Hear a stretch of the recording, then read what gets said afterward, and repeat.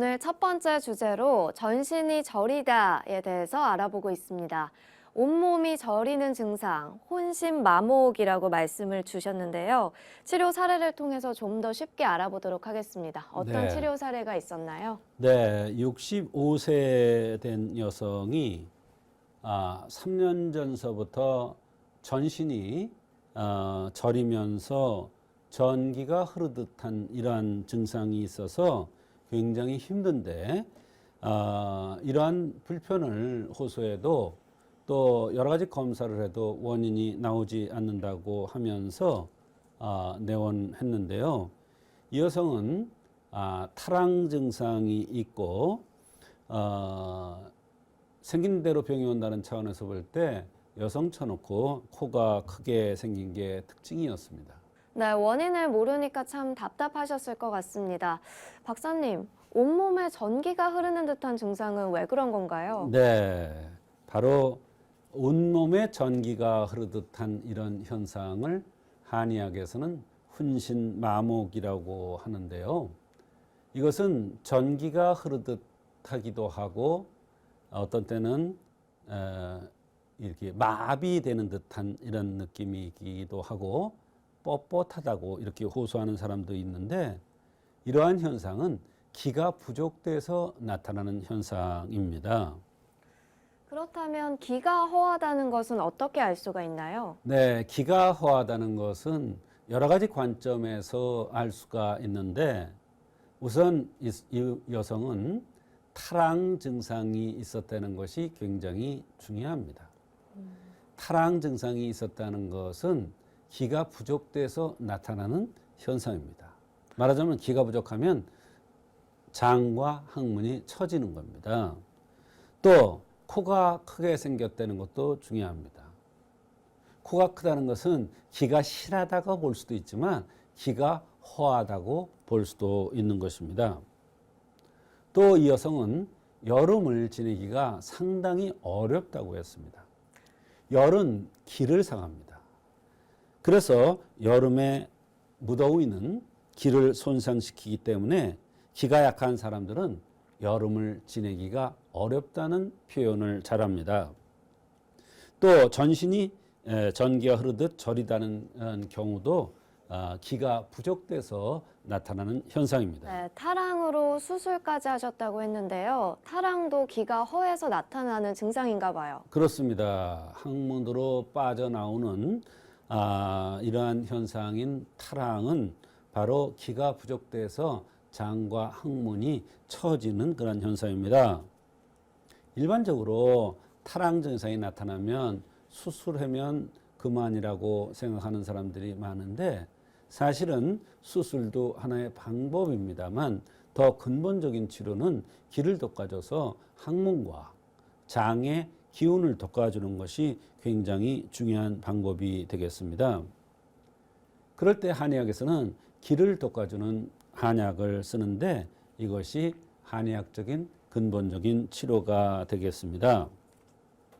이분이 타랑이 있었다는 것은 기가 부족하다는 뜻이고 이 환자가 전신이 저리거나 전기 오듯 찌릿찌릿하거나 이런 현상들이 바로 기가 부족해서 나타난 증상이었다는 것을 말해주고 있는 것입니다. 네, 그리고 이 환자분은 유독 여름철이 힘들다라고 말씀을 하셨는데요. 네. 이건 왜 그런 건가요? 네, 여름철은 사람들이 조섭하기가 상당히 어렵습니다. 조섭하기가 어렵다는 것은 여름철을 건강하게 지내기가 어렵다는 뜻이 됩니다. 그것은 더위는 기를 많이 소모하죠. 그래서 기가 부족한 사람들은 여름철을 지내기가 상당히 어려운 것입니다. 여성들이 여름에 양산을 쓰고 다니는 것도 기가 부족한 것을 막아주기 위함입니다. 우리가 진료 중에 자기는 여름에 굉장히 힘들고 축축 처지면서 지내기가 힘들다고 그러는 환자들이 있는데 이것을 찾아내서 기가 부족한 원인을 찾아낼 수가 있는 것입니다. 여러 가지 병들이 왔을 때 그것이 기가 부족해서 온 병이라는 것을 찾아낼 수가 있는 것입니다. 이 여성도 여름이 되면 상당히 힘들다고 그랬는데 그것은 바로 이분이 전신적으로 저리고 이렇게 그 마비되는 것 같은 이런 현상들이 기가 부족해서 왔다는 것을 암시해 주는 그런 상황입니다. 이 환자분은 어떻게 치료를 해주셨나요? 네. 맥이 굉장히 중요한데 맥이 이 여성은 방광이라는 맥에 떨어졌는데 이 방광에 떨어졌다는 것은 바로 기가 부족하기 쉬운 사람이라는 것을 얘기해 주고 탈항 현상이 있었죠. 여름이 지내기가 어렵다는 그런 현상도 있었죠. 그래서 기를 보충해 주면 이 전신의 마목 현상이 치료될 것으로 생각해서 보증익탕 가미방을 투여한 것입니다. 그랬더니 발목, 무릎이 어제 저녁에는 신기하게도 하나도 안 아파서 잠을 푹 잘 수가 있었다고 하면서 상당히 고마워했습니다. 네, 전신이 저리는 혼신 마목의 환자, 치료 결과도 궁금한데요. 네, 한 제 복용할 때마다 상당히 중요했는데 많이 좋아졌는데 한 제를 복용하고 나니까 저리는 것이 10에서 3 정도까지 좋아졌다고 했습니다. 그러니까 70% 정도 좋아진 것이죠.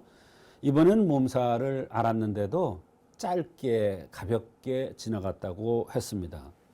식후에 졸림도 약간 덜했고 그러나 아직도 식후 졸린 현상이 있기 때문에 두 번째 처방으로는 삼출탕이라는 것을 투여했는데 이 약도 바로 보증이탕의 가감방입니다. 그러나 내상의 증상을 좀 더 봐주기 위해서 바로 삼출탕으로 처방을 바꿨는데 더욱 좋은 효과가 있었습니다. 이 약을 쓴 다음에 전신의 저림 현상이 거의 느끼지 못할 정도까지 좋아졌다는 것입니다. 네, 박사님의 말씀을 들어보니까 중간에 처방을 바꾸신 거네요. 네, 처방을 바꾼 것은 바로 좀 더 빠른 시간 내에 치료하기 위해서입니다. 그러나 대원칙은 변하지 않죠. 삼출탕이나 보증익탕이나 다 기를 보강하는 약이고 그렇기 때문에 원칙은 변하지 않지만 비위 기능을 좀 더 봐주기 위해서 삼출탕을 써서 좋은 효과가 있었던 것입니다. 혼신 마목, 오늘도 또 한 가지의 질환에 대해서 배웠는데요. 박사님의 친절한 설명을 들으시면서 자신의 증상에도 대입해보고 제대로 된 원인을 찾아가시는 게 좋겠습니다.